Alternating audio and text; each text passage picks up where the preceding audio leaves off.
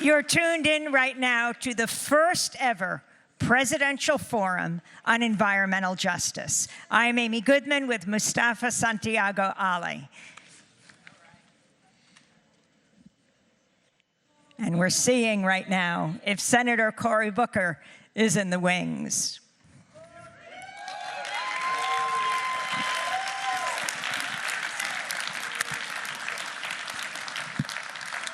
Hello, everybody.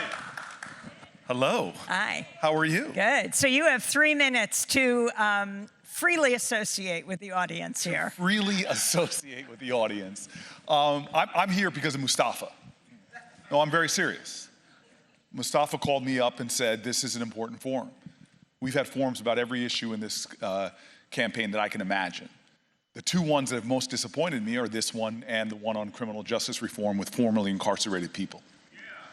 Because those two forums, 2020 doesn't stand for the year we're running, it stands for the number of people that are in this race, 2,020 of us. But I'm disappointed because the two issues that disproportionately affect people of color have had the least attendance of the folks.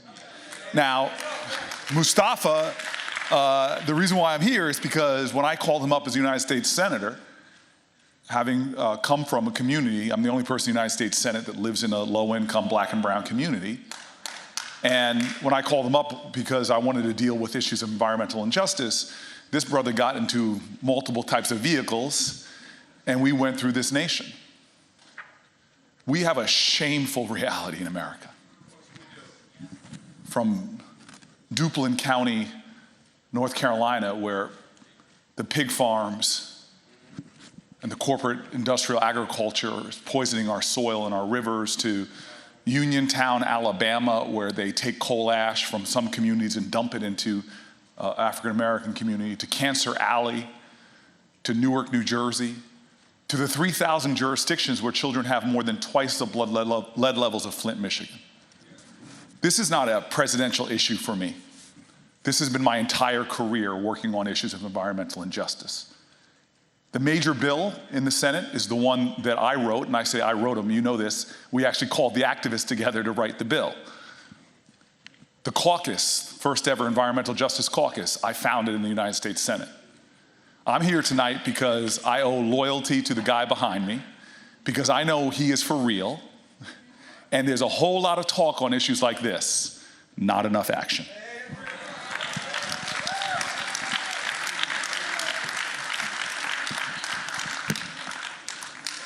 So we know that currently our federal agencies have withdrawn themselves from addressing environmental injustices that are going on.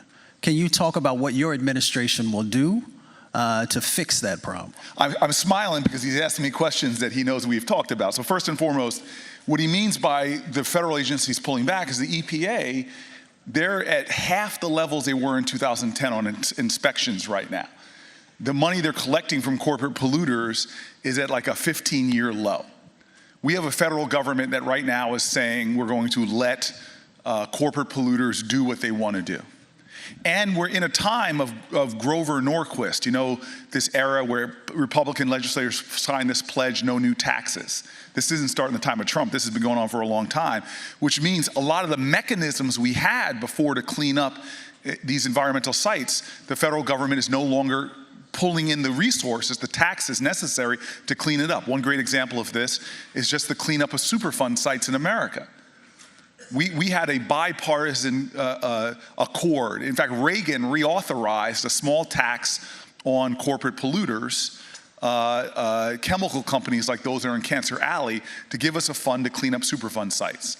Well, even though that Mitch McConnell voted on it when Reagan was president, he refused to reauthorize it now. And what we see now is because there's no money in the Superfund cleanup funds, you see the number of Superfund sites growing in America. And so I have a very strong belief, and it's in the legislation that Mustafa was one of the people who helped us write, is I just don't trust the government right now on this issue. And that means that one of the best ways to deal with this issue is to push the power back to people. And so my legislation that I wrote when I was senator, that will become law if I'm president of the United States, is to make sure that local communities have the power, have standing to sue their governments, which right now they can't. And so we know there's a lot of communities, if they could sue their governments and had standing, we would see a lot more action. And we want to change, our legislation changes the ability to not just sue them, but to actually collect damages as well. I believe that as an African American, I know the legal system, all the way from Brown versus Board of Education to incredible work done by great legal activists like Charles Hamilton Houston and others, giving the legal power back to communities to defend themselves is utterly important. And that's just one tool of the multiple tools that I want to do to make sure that we begin to have a country where people can trust the air that they're breathing, or the water that they're drinking, or the soil which they want to plant crops in. Senator Booker, I wanted to ask you about nuclear energy. You are a proud proponent of nuclear energy, have argued it's necessary to wean us off the fossil fuel economy. But you have a lot of environmental activists who are scratching their heads at your support for nuclear energy, particularly around the issue of nuclear waste. Here in South Carolina, for example, there are 35 million gallons of nuclear waste being held at a nuclear reserve south of Aiken. Environmental activists have been fighting it for years. You've got Savannah River. And of course, we're talking about communities, primarily low-income communities of color, who are dealing with nuclear waste in their own backyards, from New Mexico to Yucca Mountain to right here. What is your answer to the fact that there is no solution in dealing with nuclear waste? Well, first of all, you're a little bit mischaracterizing my views. I'm a realist that tells you right now the biggest existential threat to humanity is climate change. 50% of our non-carbon producing power right now is nuclear. And so as some of my other opponents want to do is just get rid of it, it's going to push us back to being more reliant on fossil fuels and make this, our ability to reach our climate goals, impossible. We saw what happened in Vermont when they cut down the Yankee plant there. Their carbon footprint expanded pretty significantly. So I look forward to phasing out nuclear waste and nuclear energy. But to do it right now, when we are in a race and have a 12-year race to meet our climate goals, the damage done to poor and vulnerable communities is significantly worse coming from climate change than it is the crisis of nuclear energy. If you want to weigh your poisons right now, the one that's coming towards us like a barreling freight truck of climate change, the one that my community in Newark is feeling right now because temperature rises, asthma rates that are off the charts. And let me tell you something about asthma. As a guy that knows what it's like in emergency rooms with black children dying at 10 times the rate than white children of asthma complications. So for me, nuclear energy, it's just common sense to me right now. To build new power plants? No, well, let's be clear. The nuclear energy of the plants we have now, designed in the 60s and the 70s and the 80s, is very different than the new modular nuclear energy plants that are being proposed. Now, those actually have they can actually take spent fuel rods and re-engage them for usage. The frontiers of nuclear science is not something we should just shut down. We should continue to investigate. Is there going to be eventually a safe way to do this? So I don't mind exploring the future. I'm one of these people that considers myself a futurist. Why? Because you have two choices in life: to let the future happen to you, or to shape the future and make sure it happens in a way that's just. So this to me is a very, very simple equation. I've got a 12-year problem to solve. And if anybody wants to get rid of nuclear energy, tell me how you are going to replace 50% of the non-carbon producing power that we would have right now. Because what you're going to do, you're going to send us back to coal and oil. And I refuse to go backwards in the cause of environmental justice. What is your plan for renewables, for pushing forward solar and wind and other forms of sustainable energy? This is what gets me frustrated about this conversation sometimes, is because you got a bunch of people running for president who've been in public life for 20 years. Maybe the question is what the heck have you been doing on these issues for the entire time? So you should know I have a record on these issues. Number one is I do not believe that oil companies and coal companies should get tax breaks. It's ridiculous that we are extending tax breaks in a way that companies like Chevron pay a net zero. In fact, they pay a negative tax rate right now because of all the stuff we're foisting upon them. And so that's number one, rolling back those tax breaks. And number two is extending them to renewables. I fought not just for, when I was in the Senate, we were able to win a 7-year tax credit for, renewable tax credit for wind and solar, which is really important because you need some predictability if you're going to be investing in those areas. But we wanted to see it for everything from geothermal to battery life. We wanted to extend it for every type of renewable there is. Well, if I'm president, we're going to make sure that we create a better incentive model for people to be doubling down in investments. In addition to that, we're going to create moonshots all around this country for science and research in the renewable space, which is critical because right now other countries are beating us in the race to solve these problems through innovation, and therefore they're going to beat us in the race to create the new jobs that are being created. Right now there's more jobs in solar than there are in coal, but we have many things that we could be doing. So for me, this is all about making sure that we're doing everything we can to incentivize investments, research, development, and to get to the point where I want to be, which is to have the electrification of our transportation sector by 2030, and then to be carbon neutral as a nation by 2045. Senator Booker, I want to build on what you were just talking about. Because in our new clean economy that we are currently developing, and we know it's going to grow over the years, when we look at those who are currently working in that space, we have some evolution to make sure that there are more folks of color in that space. Yeah. When we look at the ownership of the businesses there, we also, I think it's less than 2% of those businesses that are currently in the clean economy that are owned by folks of color. So what would your administration do to make sure that those numbers increase? You know, when you're in a car with Mustafa, you end up talking about a lot of things. Look, let's just be clear right now. We live in a country where there are savage racial disparities in every single corner of our lives.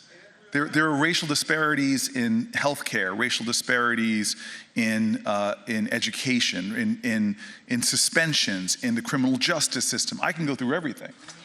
And so this to me is an issue of trust. Because these issues are not right or left. They're right or wrong. And the Democratic Party's hands are not clean. I've sat where you sat for so many presidential elections, living in an inner city, looking at people who we're electing who are often part of the problem. Now, so this to me is an issue of trust. Dealing with racial disparities, we need to make sure that the next president, this isn't going to be a secondary issue, but that we understand that this is a real issue of trust. Now look, again, what have you been doing? I got to the United States Senate as the 4th ever elected African-American in the Senate's history, popularly elected African-American. And when I got there, don't applaud me, applaud my ancestors. People who fought for me. My mom said that you got there by the blood, sweat, and tears of those who came before you. And the key is not to be number 1, 2, 3, or 4. The key is to make sure you're not the last. This is why South Carolina, please, please, please elect Jamie Harrison as the next senator. And so, but let me tell you, it is not just enough to have a black senator. I got there and I looked at the staffs. It was the least diverse place I had ever worked before in my life. And I looked at the Judiciary Committee staff because I wanted to get on that committee, and I didn't see one African-American staffer. You talk about Hamilton being in the room when it happens. This was a committee making decisions about African-American lives and African-American bodies, and there wasn't even an African-American in the room. And so what did I do? I went to Chuck Schumer, got a great young senator from Hawaii, Brian Schatz, and we just said, this is outrageous, because most of the Democratic senators, guess how they get elected? With audiences that look a lot like this. African-American communities. And so what we did is we said, I only know one way of doing things, is accountability, which is having standards, measures, and consequences when things don't happen. And so we asked Chuck Schumer, and he gladly did it, to have every Democratic senator publish your diversity statistics. How many women and minorities do you have in positions of power? And guess what's happened since we've done that? The number of African Americans hired in the Senate has gone up. And so when you ask me about this is why I get angry. Before I even get to that, let me just go with marijuana. This has been killing black communities. There's more marijuana arrests in 2017 than all the violent crime arrests in the country combined. And they're not arresting everybody. People on college campuses, Stanford, I used to see people smoking pot all the time. No worries, it is disproportionately people of color. So now everybody's moving to legalize marijuana. This is a big business. Hundreds of billions of dollars are gonna be made in the business. And yet people, when they talk about legalization, they don't go the next 2 or 3 steps. The first step should be, don't talk to me about legalizing marijuana. I have the lead bill in the Senate to do it, but my bill is called the Marijuana Justice Act. You've got to also talk about expunging the records of all of those people. But let's not stop there. Let's not stop there. Now you want to make sure that in the communities that have been devastated by marijuana enforcement, that people from those communities actually get a chance to have the licenses to sell marijuana legally. And that's not happening right now.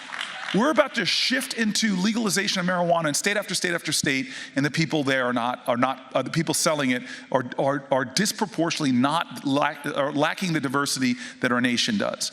And so to your point about the jobs of the future, I want to be clear. I had to have some very stern conversations with unions when I was a mayor of my town. We were building the first new hotel in 40 years. I had to go to my unions and say, I know that you have systems of who gets on jobs when, but I'm sorry, this is being built in an African-American community, and there needs to be African-Americans, more diversity in this union. And there needs to be apprenticeship programs for my kids. And so I think Mustafa's 100% right. There is going to be a new energy job boom in this country, and we've got to make sure that those opportunities, because a lot of people want to talk to you about the wealth gap, the wealth gap, the wealth gap. Look, there are a lot of people in my community that want to be entrepreneurs, that want to be millionaires. And so I always talk about the wealth gap. Yeah, what we really need to be talking about is the opportunity gap. And to make sure that everybody has equal opportunity to start a business, to be innovators, to participate in the new job booms of the future and the new businesses of the future. And this comes back to how I started, which is trust. If I am your president, a person who has spent my career working on these issues, I am going to make sure that these issues of racial equity are not on the side, that you will have a president in me, someone who understands these issues intimately and makes sure that I am working every single day so that this nation is who it says it is, a nation of liberty, justice, and opportunity for all. Senator Booker, Flint, Michigan brought environmental justice to the national stage with the water crisis. Now, 5 years into that, people in Flint still don't have clean water. And this year, people in your own community, your neighbors in Newark, New Jersey, where you once served as mayor and still represent them as senator, are also facing a crisis of lead contamination in the drinking water. Flint and Newark aren't alone. Thousands of water system towns, villages, and cities around the country are facing contamination right here in South Carolina. What specifically are you doing to address this national crisis, and what are you doing in Newark, your own community, with people in the throes of this water crisis? So look, leaders take responsibility and get things done. And so when this crisis broke out in my city, I went right across the aisle in the Senate, where I've worked to build relationships, and passed a major piece of legislation. These are the kind of things that people don't want to talk about, actually getting things done in Washington.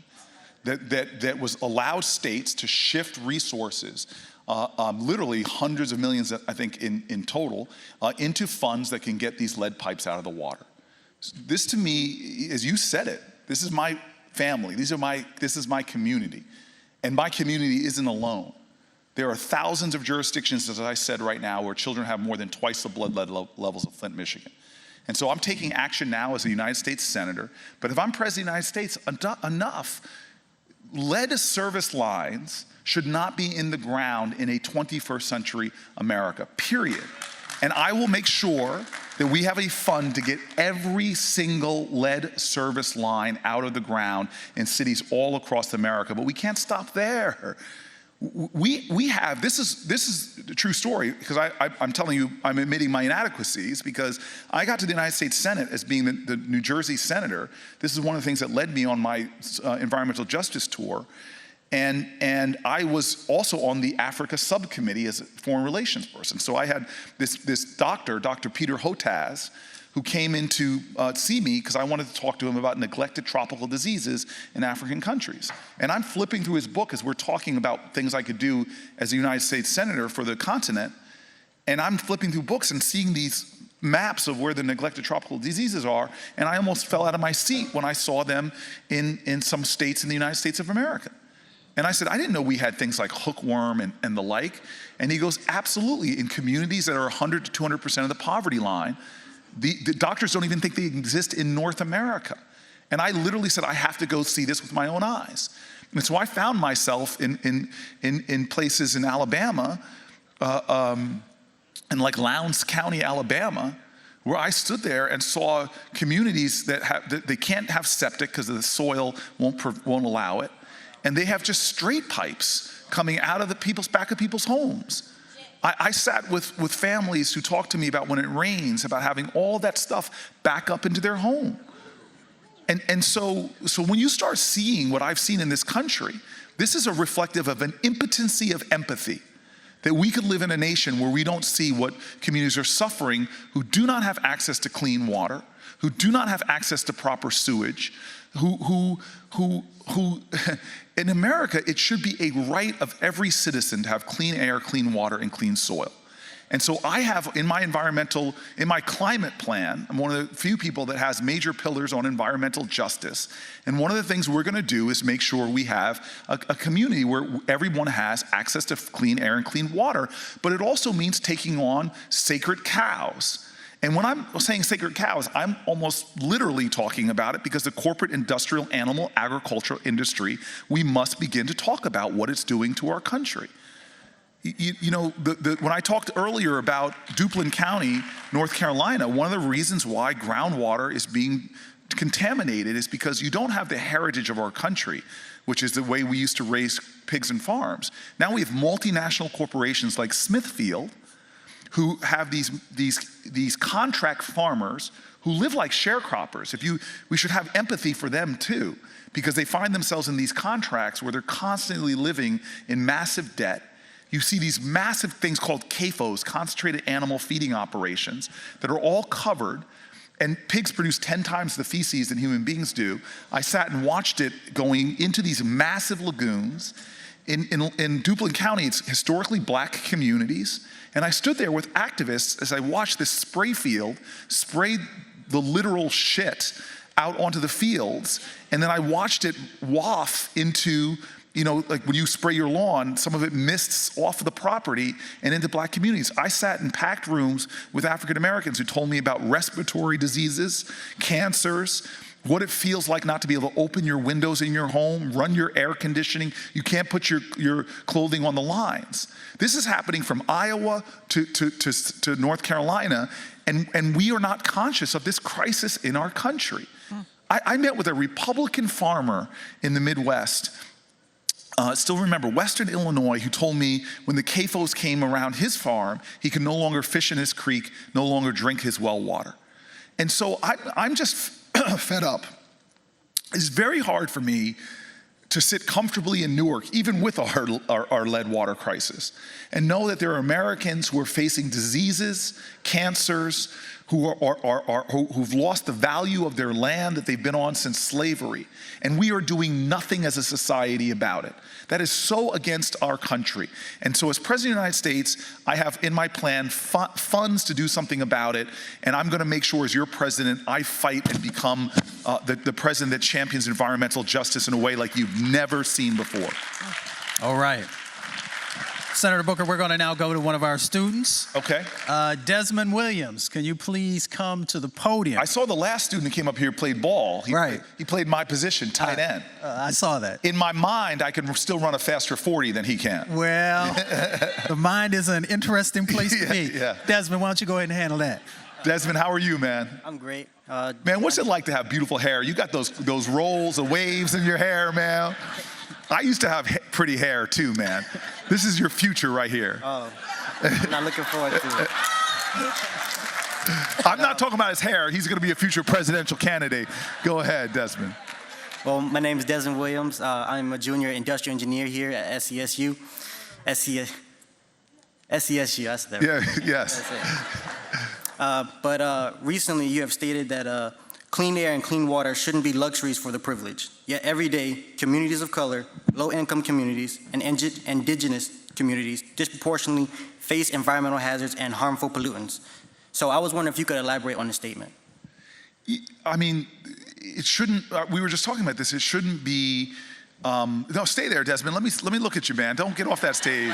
I know you're nervous and your hair and everything. Don't worry about it. Just don't do what Mustafa did. That's an affront. That amount of hair is just so, it's just like he's trying to make me feel inadequate. That's what he's trying to do. So look, man, this is the United States of America, and clean air, clean water should not be the purview of the wealthy or the privileged. It should be an American right for everybody. But nothing happens automatically. We got to fight for it. And this is the thing that's stopping this from being an issue, is if the only people that are fighting for it are the people that are directly affected by it, we're never going to solve this problem. We've got to have a more courageous empathy that I learned from my parents. A leader of their generation used to always say that injustice anywhere is a threat to justice everywhere. And so that's what I'm calling on you, because one thing I've learned is, and as much as I'm running for President of the United States because I know the things I can do from that office, I want to tell you right now, historically, change does not come from Washington. It comes to Washington. We didn't get women's suffrage because in 1920 a bunch of guys got together on the Senate floor and said, "Hey fellas, let's give women the right to vote." No, that's not how it happened. We didn't get civil rights because one day Strom Thurmond changed his mind and came to the Senate floor and said, "I've seen the light. Let those Negro people have some rights." No, it happened because people fought for it. And so my point is power concedes nothing, as Frederick Douglass says, without a demand. There is no progress without struggle. And so my challenge to you and my warning to you as your president is I'm warning you right now, if you elect me your president, I'm going to ask more from you than any president's ever asked from you and everybody else in their lifetime. Because we are not going to change these things just by removing one guy from office and putting another guy in, even though I got a much better haircut than him. We are going to change things when we mobilize this country in the way we mobilized in other movements to change this nation's destiny. Everything we've done has not been done with partisan majorities swinging one way or the other. It's done with new American majorities who are demanding the change that needs to be made. And so right now, I'm sorry, the inertia against climate change, the corporate interests, the powerful, the way we're going to deal with the climate crisis is to mobilize this country activism like we haven't seen before. But the same thing goes with child poverty, which is violence against children in this country that's going on with poverty. The same thing goes with gun violence. The majority of murders in this country are men like you. Young black men are the majority of homicides. All of these things are going to necessitate a level of activism. So you're going to have an activist president, but I'm going to need your help too. And my question back to you, because you don't get to ask me one without me asking you one, is are you willing to fight and work and struggle with me and others? I am. All right, all right. Senator Booker, if you could talk about your personal decision to be a vegan, which really brings together the issue of the environment and personal health. Would I talk about, I'm sorry, I didn't hear the beginning. Your personal decision to be a vegan. Listen, my personal decision is to try every day to be a better living the values in which I hold. And so my veganism is a much better way to accord myself with my values. But I want to be clear with you that, because I don't want this to be a holier than thou moment, I don't know where the suit I'm wearing was made. And fast fashion is injustice. It is injustice. you know, these are vegan shoes, so I'm trying to be consistent with things. So for me, all of us have to do a better job in living in accordance with what our values are. I don't want to preach to people what our values are, but I know what corporate animal agriculture, not the farm heritage, the independent family farmers that I've met all around this country, but massive corporate animal agriculture is destroying the environment. What's happening to animals is something of America. In fact, they're passing these things called ag-gag laws, which I know you've heard of, where they're trying to block Americans from actually knowing what's happening to animals. That's why those CAFOs are usually covered so you can't see in, and the misery and the suffering going on with animals.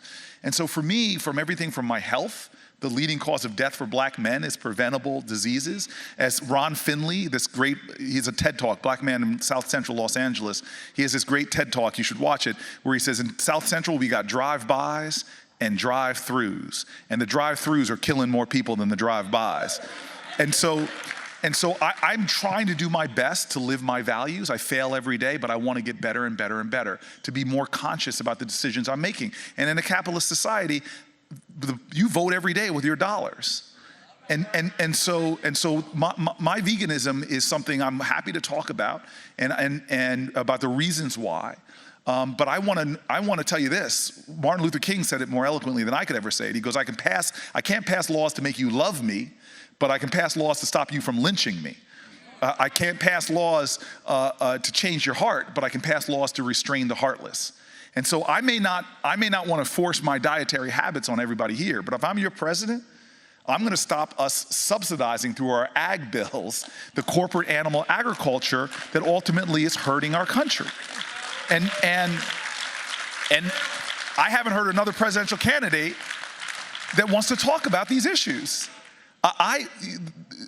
Animal agriculture right now is the way the large corporate animal agriculture is driving so much of the problems with climate change. The number one reason for deforestation, rainforest deforestation, is grazing lands for the larger and larger consumption of meat. Scientists say that we would need 4 planet Earths if the rest of the planet ate the standard American diet.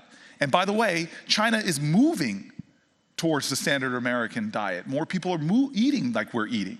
And so we have to start talking about a free market, not the subsidization of corporations, whether it's oil companies or folks that are doing it. Now, if I have more sway over the ag bill, God, we're going to let farmers lead us out of this, but we're going to be doing things like incentivizing cover crops and no-till farming, things that pull carbon out of the air. We're going to incentivize reforestation.